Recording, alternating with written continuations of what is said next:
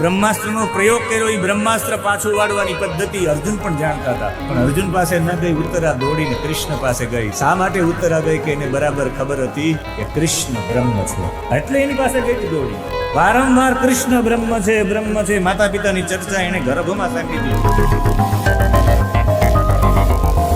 આપણે બધા એમ વિચારી કે પરીક્ષિતજીએ તો સૌથી મોટા પાપ કર્યા, એને આવું ભાગવતજી સમાધિ ભાષાનું ભાગવતજી મળ્યું.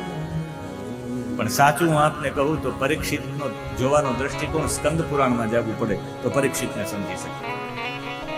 એક પરીક્ષિતની 5 વિશેષતા, એમાં પહેલી વિશેષતા પરીક્ષિતની, જેણે માતાના ગર્ભમાં જ ભગવાનના દર્શન કરી લીધા હતા. પરીક્ષિતની પહેલી વિશેષતા.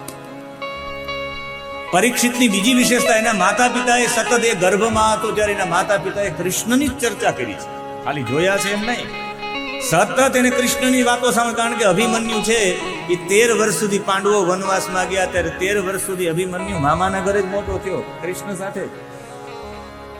કૃષ્ણને બરાબર રીતે ઓળખ્યો કે વારંવાર કહેતા, એ ઉત્તરાયણ કહેતા કે કૃષ્ણ મામા નથી આપણા, કૃષ્ણ બ્રહ્મ છે.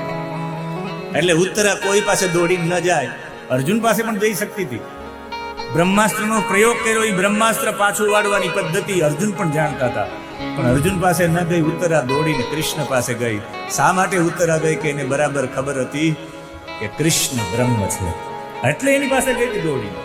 વારંવાર કૃષ્ણ બ્રહ્મ છે, બ્રહ્મ છે, માતા પિતાની ચર્ચા એને ગર્ભમાં સાંભળી. બીજી વિશેષતા, ત્રીજી વિશેષતા, અર્જુન જ્યારે પાંડવો હેમાળો ગાળવા માટે ગયા, બાપુના ભાષામાં હેમાળો, હિમાલય ઉપર ગયા, ત્યારે એના માથા ઉપર અર્જુને હાથ મૂકીને તિલક કર્યા કે આ બધું મળ્યું એ કૃષ્ણના કારણે મળ્યું છે. આ ચક્રવર્તી શાસન હસ્તિનાપુર મળ્યું હોય તો કૃષ્ણના કારણે. કૃષ્ણના પુત્ર પ્રદ્યુમ્ન, એના પુત્ર અનિરુદ્ધ, અનિરુદ્ધના પુત્ર વજ્રનાથ, એને મથુરા મંડળની ગાદી ઉપર બેસાડ્યા છે. બીજું કંઈ થાય કે પણ એનું ધ્યાન રાખજો, એમ કહીને જતા રહ્યા. આ બધું જીતતા જીતતા પરીક્ષિતજી એક વખત મથુરામાં ગયા તો મથુરાની ગાદી જ ખાલી, એક પણ શ્રીમંત ત્યાં રહેવા તૈયાર ન હતું. રાજા ન હોય તો પછી વેપારીઓ થોડા રહે, વેપારી વિનાનું મથુરા હતું. અને જ્યારે એને મળવા ગયા કે વજ્રના માટીમાં આડોકતા હતા, રડતા હતા. કહ્યું કે શા માટે? કે મારા કૃષ્ણની લીલા કોઈ ભૂલી ન જાય, એટલે હું કહેવા માંગુ, ભગવાન અહીંયા આડોટા હતા આ વૃંદાવનની માટીમાં, ભગવાને અહીંયા માખણ ખાધું, ભગવાને અહીં માખણની ચોરી કરી, ભગવાને અહીંયા રાસ લીધો, આ લીલા ભૂલી ન જાય, એટલે અહીંથી બટે માર્ગું ને રોજ આ કથાઓ ગાતો રહું કે ચિંતા ન કરો, ભગવાન લીલા ન ભૂલાય. તમે મથુરા મંડળની ગાદી ઉપર બેસો અને હું બધા લોકોને બોલાવું છું. કેટલા લોકોને બોલાવું છું, દરેક શ્રીમંતોને, ઇન્દ્રપ્રસ્થિત શ્રીમંતોને, વેપારીને બોલાવ્યા, ગાદીમાં બેસાડ્યા. જ્યાં જ્યાં ભગવાનને લીલા કરી ત્યાં આપણે મંદિરો સ્થાપશું.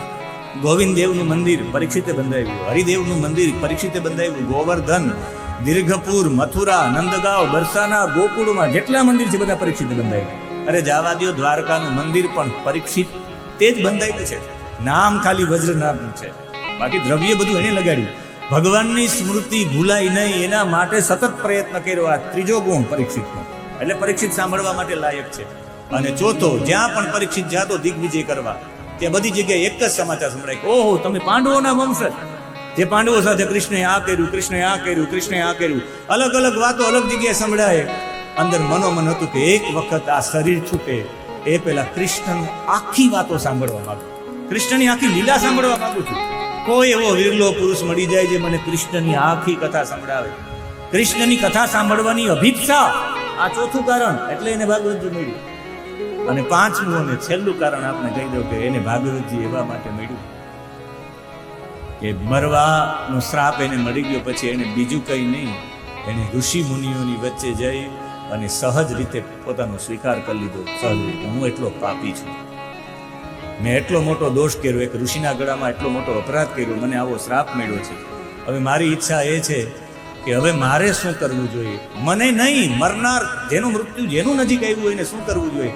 મરવા સમયે પણ આખા જગત સમષ્ટિનો વિચાર કરે ને એને ભાગવતજી મળે. આવા 5 ગુણો છે.